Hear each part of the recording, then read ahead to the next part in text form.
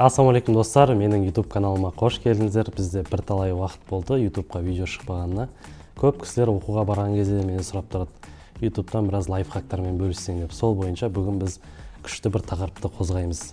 Маған негізі көп кісілер келеді, маған дейін оқу сатып алып, и солардың барлығында Каспий банктың счетын Озонға тіркеп тастаған болады. Бүгінгі біздің енді осы видеомыз счетты қалай ауыстырады деген жайлы болады.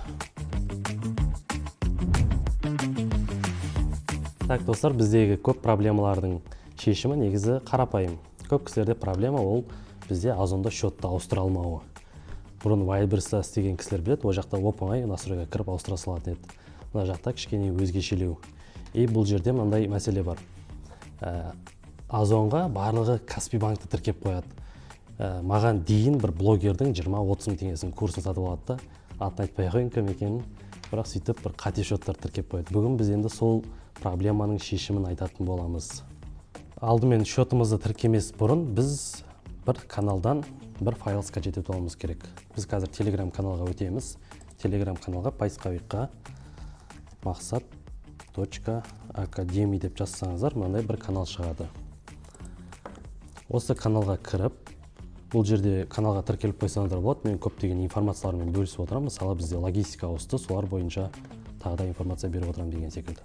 Осы жерде біз поисковикқа іздесек, мынерде счет ауыстыру файл деген файл бар. Осы файлды скачать етіп аламыз счетымызды ауыстыру үшін. Қазір сіздермен бірге ашып көрейік. Мынандай таблица. Бұл таблицаның сол жағында названиялар жазылған, ал ортасында пример жазылған. Енді біз бұның оң жағындағысын ағылшын тілінде толтыруымыз керек. Бұл жерде ең басында бізде название получателя деп тұрады. Сіздерде IP ма, TO ма соған байланысты. Егер сіздерде IP болса, бұл жерде біз ағылшын тілінде жазуымыз керек. Негізі мына жерде толтыратын жерлерді мен қызылмен белгілеп қойғам. Осы 5 окошканы толтырсаңыздар жеткілікті. Енді IP сіздер өздеріңіздің жазасыздар, мен пример ретінде ағылшынша алиф деп жазып қойғам. Және сіздерде IP болса, мынау IP деп ағылшын тілінде жазуларыңыз керек. Орысша өкінішке орай қабылдамайды. Осыны жазасыздар өздеріңіздің. И астында бізде счет жазуымыз керек. Счет IBAN счет болады. Оны біз Халық банктың обычный тіркесек болады. Бізде Халық банктың екі түрі бар. Біреуі Халық банк бизнес бар, және Халық банктың обычный клиентский бар. Сіздер клиентский тіркеп қойсаңыздар болады. Енді Халық банктың обычный тіркеу неге екенін айтып кетейін.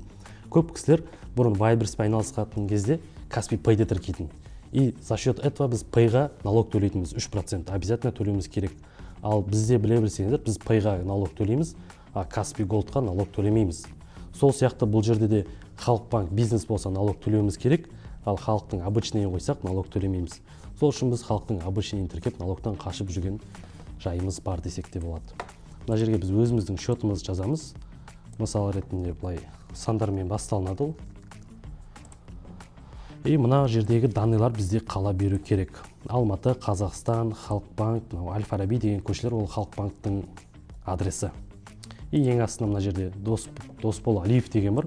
Оған өздеріңіздің аты жөндеріңізді жазасыздар. Мен мысалы былай жазуым керек. Мақсат Жұмабек деген секілді.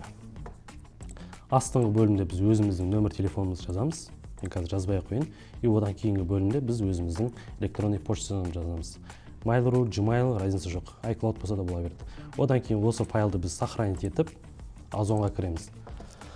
Озонға кірсеңіздер, бізде каждый страницаның ең астына түрсеңіздер, мынандай жерінде бір көк сообщение сурет тұрады. Осыған кіріп, создать заявку дегенге кіреміз. Бұл бізде техподдержка. Техподдержка кірсек, қазір бізде 2024 жыл бізде бұл жерге ботпен жауап береді. Бұрын адамдардың өздері отырушы еді. Егер сіздердің сұрақтарыңыз қиын болса, адамның өзі шығады. Қарапайым сұрақтарға бот жауап беретін болады. Осы жерден біз финанс деген таңдаймыз. Изменить реквизиты деген таңдаймыз. Оның ішінде изменить данные деген таңдасақ болады. Енді мына жерде біздегі мына почта керек. Осы почтаны скопировать етіп, кез келген Gmail болсын, email болсын, өзіміздің почтамыздан біз жаңағы файлды жүктеуіміз керек. Осы почтаға сообщение ретінде. Қазір сіздерге пример ретінде көрсетейін. Өзіміздің почтамызға кіріп, сол жағында бізде написать деген бар. Mail.ru-да кішкене өзгешелеу. И кому дегенге жаңағы біз маркетплейстің почтасын қоямыз. И мына жерде тема дегенге өздеріңіздің IP-ларыңыздың атын жазып кетерсіздер. Мысалы, менікі IP Zevs болса, Zevs. и потом бұл жерге мен жазып кетемін. Хочу сменить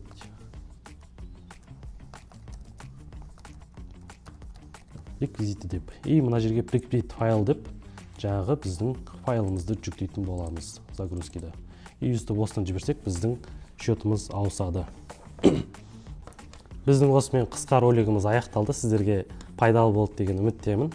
Және менің Instagram парақшама тіркеліп кетіңіздер. Ол жақта біз товарка жайлы, бизнес жайлы көптеген қызықты информациялармен бөлісетін боламын. Каналға тіркеліп кетіңіздер, лайк басыңыздар. Сіздердің қолдауларыңыз маған көп шабыт береді. Келесі видеода көріскенше сау саламатты болыңыздар.